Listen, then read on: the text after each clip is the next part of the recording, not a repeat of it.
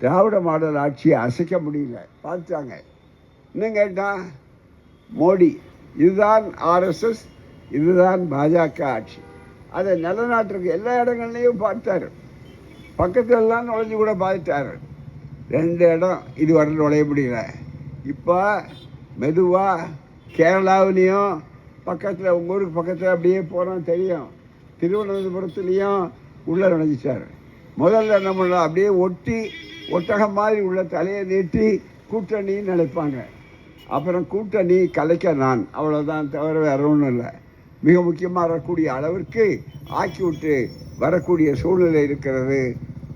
மேலே மேலே வெற்றி அடைகிறார் தமிழ்நாட்டு மக்கள். காரணம் இந்த இயக்கம் இந்த மாதிரி பொதுக்கூட்டம் போட்டு புத்தகம் எழுதி பத்திரிகையில் எழுதி மக்களுக்கு விழிப்புணர்வு ஏற்படுத்தி கொண்டிருக்கிறோம்.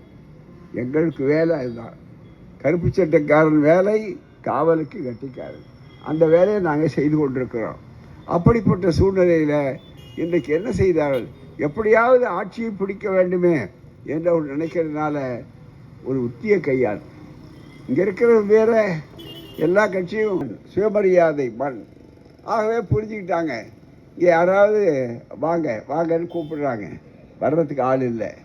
திமுக கூட்டணியும் இங்கே அதிகமாக இடம் இல்லையா, நீங்கள் வர்றதுக்கு ஆசைப்படுறீங்க, ஆனால் இடம் இல்லையே, நோ வேக்கன்சி, இடம் நெருக்கடியாக இருக்குது, ரொம்ப நெருக்கடி இருக்குதுன்னு இங்கே சொல்கிறாங்க.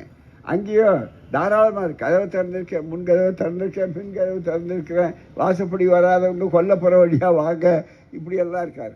அதனால தான் முந்தா நாள் ஒருத்தர் ரொம்ப வேகம் பேசினார். இன்றைக்கி பார்த்திங்கன்னா எங்கே போயிட்டாங்கன்னு தெரியாது. ஆனால் இந்த காட்சியெல்லாம் திராவிட மாடல் ஆட்சியில் இல்லை, எல்லாரும் அங்கே தான் வந்து சேரணும்னு சொல்லக்கூடிய அளவிற்கு உணர்வுகள் ஏற்படுகின்றன.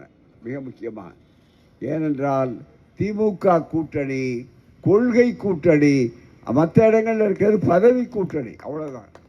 எங்கே போனால் யாருன்னு எத்தனை கொடுக்க ஏலம் போடுற, மிக முக்கியமாக நீங்கள் இவ்வளோ கொடுப்பீங்களா உங்கள் பக்கம், அது மாதிரி யாரும் ஏலம் போட முடியல. கம்யூனிஸ்டுகளாக இருந்தாலும் விடுதலை சிறுத்தைகளாக இருந்தாலும், அதே மாதிரி 2 கம்யூனிஸ்டுகள் மட்டுமல்ல, காங்கிரஸாக இருந்தாலும் மற்றவர்கள் எல்லோருமே சும்மா தினம் எழுதி விடுவது ஊடகத்தில், அவர் வர்றார், இவர் பேசினார், அவர் அங்கே போவார், இதெல்லாம் பண்ணி பார்த்து கூட உங்களால் என்ன பண்ணியும் இந்த கூட்டணியில் ஒரு சிறு சந்து பொந்தை கூட உங்களால் உண்டாக்க முடியாது. இந்த கூட்டணி நாடும் வரைக்கும் கொண்டிருக்கிறது. ஏனென்றால் இவர்களை இறுக்கி பிடிப்பது அவருடைய பதவி ஆசை அல்ல, கொள்கை உறுதி. அதை நன்றாக புரிந்து கொள்ள வேண்டும்.